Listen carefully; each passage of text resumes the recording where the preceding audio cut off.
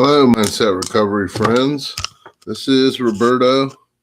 I picked up 90 days yesterday at a meeting. It's the first time in my life that I've ever achieved that goal. And I can tell you that one of the things, I had a guy in the program because I had made it 65 days and I went back out, and I had been talking to this guy in the program who had a lot of clean time, but he wasn't my sponsor. And he said that, based on what I told him about my relationship with my sponsor at the time, just he was unavailable when I needed him. Nothing personal. He was a great guy, but our schedules did not jive and I was having problems. And then also, I think I was going through the steps too fast. My new sponsor told me it's a marathon, not a sprint. And I was just so anxious to get it done because I felt like that was what was going to help me stay clean. That I just was going way too fast, I guess. Looking back, that's what they're telling me.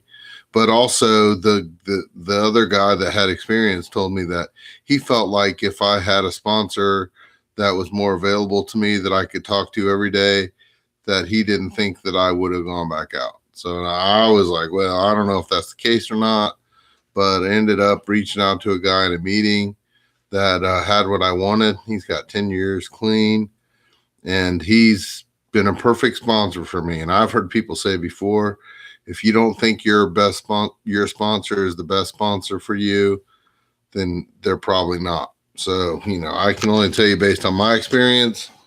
It's not that this guy's any more knowledgeable, but I call him every day. When I've had problems with my car, or I had surgery and I couldn't drive for a week, he picked me up and took me to meetings. He's definitely been plugged into my recovery at a level I've never experienced. And I think it's a combination of factors, but him being concerned about me and reaching out to me and me being able to talk to him every day. And I've done 90 and 90. And for those of you who don't know what that means, it's a suggestion of the program to do 90 meetings in 90 days. And I have come close to that, but I've never been completely dedicated to that. And, in the past, whenever I had hit a milestone for 2 years, it was like 30 days, I'd go back out. Then I finally made it to 60 days. I went back out. But one thing that I really noticed, I don't know if I've talked about, but it talks about the spiritual awakening as a result of these steps. And at 60 days, I had such a great connection with my higher power. I was really feeling a connection to my higher power. I was feeling led and directed by my higher power. For some reason, I decided to use one day, and I came back into the program. But what I noticed at that point was that I basically unplugged the connection, and it took me a few weeks to get it back. And so what my prayer to my higher power now has been is that, the spiritual connectedness is so important to me. And it's what I feel is what we're actually trying to achieve in the program. And there's meeting-based sobriety, but it's like white knuckling, self-will, in my opinion. When I am connected with my higher power and I've got my spiritual condition where it needs to be, I find it easier for me to stay on the right path. Doesn't mean that I don't get tempted. Doesn't mean it's not challenging at times. I'm forced to reach out to my sponsor, call the people in the program, find ways to distract myself. As I think I've said before, and something I learned from a therapist, I've always been so impulsive in my life that as soon as I got the thought to use, I was like calling the dude on my way to their house, whatever, just going and getting it if I had it. And before I really thought about it, I was high. And, what that guy was teaching me was mindfulness meditation. He said, I need to learn to ride the wave, that the temptation will pass. And it's like floating in the water at the beach, and you feel the waves going underneath you.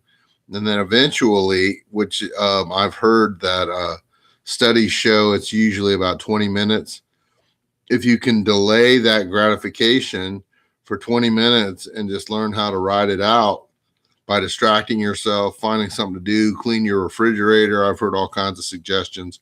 Go for a walk, take a bath, whatever. That in 20 minutes you'll find that it's not such a compulsion anymore. So I mean, there's things that I can do, but it doesn't mean the thoughts won't come.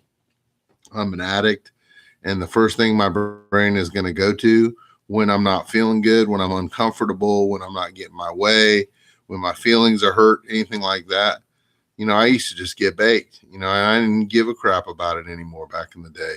Well, now today I can still do that, but what I've learned, or what I've chosen to accept now, because I guess I probably knew it then, is that as soon as my buzz wears off, or whatever the case may be, that I'm going to be feeling crappy again, and probably worse because I spent money, I let myself down, any number of reasons.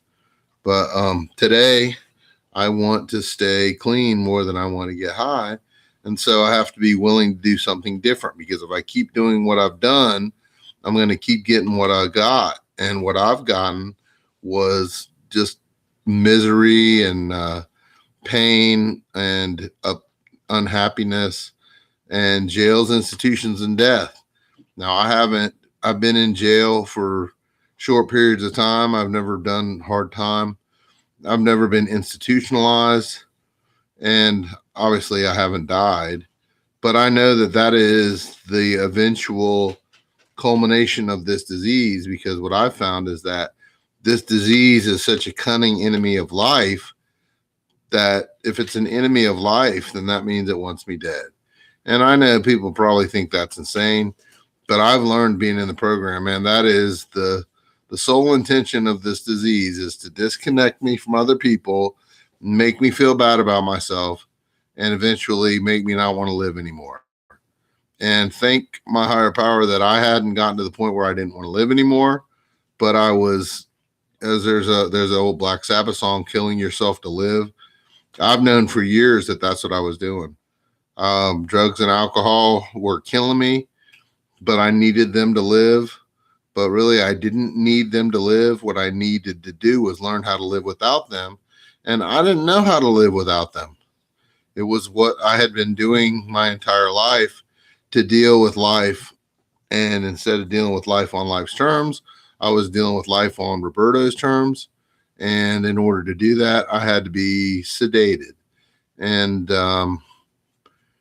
that's not acceptable for me today, because I don't want to die and I don't want to feel miserable.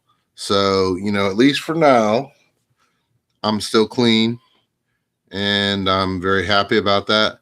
And in the past, I have celebrated milestones with going out and using again, which is not a very smart thing to do, especially if your goal is abstinence.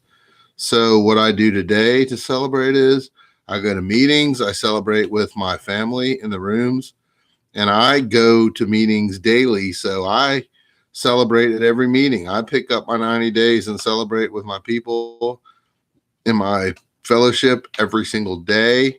I got emotional yesterday when I picked up my key tag in the morning at the 10 o'clock meeting.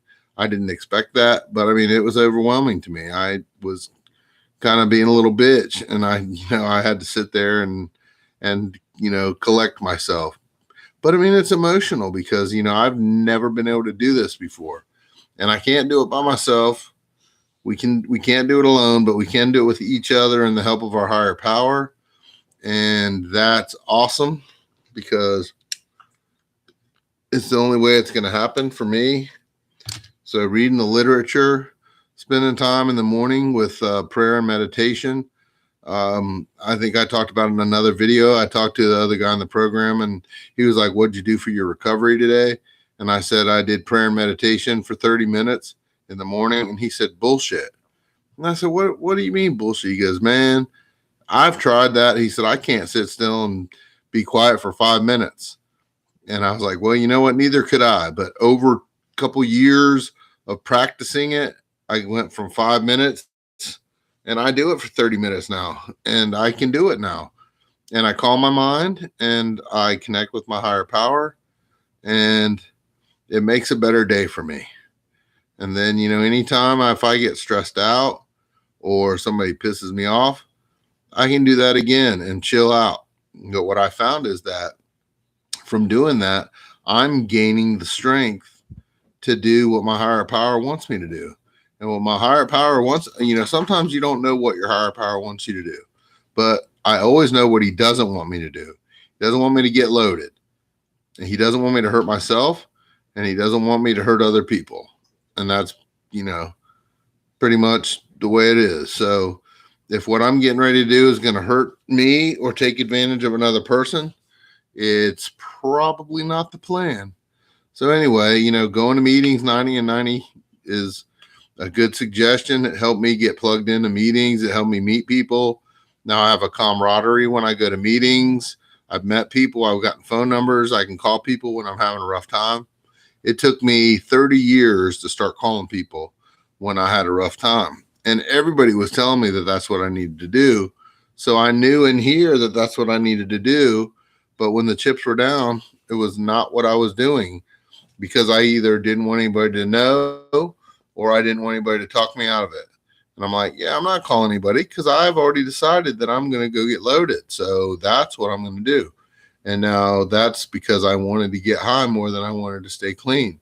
And now that I want to stay clean more than I want to get high, I'm like, oh crap, what am I going to do? Because if I don't do something, I know what's getting ready to happen. And I know where that leads. They say play the tape all the way to the end. Never played no tape to the end. I already knew it was going to be shitty, but I was like, but I want to get high right now because I don't like how I'm feeling. And so I chose that, and they call that choosing short. But now I'm looking at the long game, and I'm like, you know what? My life is 1,000 times better than it was when I first got in the program. My relationships are better. My job is better. My health is better. And it's only been 90 days of continuous sobriety. So just imagine how awesome it's going to be at a year, 2 years, 5 years. Now, I can't get out ahead of myself because it's one day at a time. But something an addict pointed out to me at a meeting was, this one day at a time thing. It's really hard for us to, well, for me and him anyway, for us to swallow and do. But he said, I was living one day at a time before. I was like, I'd wake up in the morning and I want to get high. What do I have to do to cop today? And I would just rush around and do what I had to do to get what I wanted, to get my head right. And I wasn't worried about copping tomorrow. I was living just for today, but I was killing myself. Now, just for today is, you know what? Tomorrow, I might go out and do all the drugs in the world. But as long as I don't do it today, I won't get high today. And then tomorrow, I'll be in a better place than I am today. And, God willing, I'll make the same choice that I made today. Because if I keep doing the same thing every day, then I'll keep getting the same results. And for the last 90 days, I've had good results. So anyway, let that be an encouragement to you. And this is Roberto signing off. Fight the good fight. See you next time.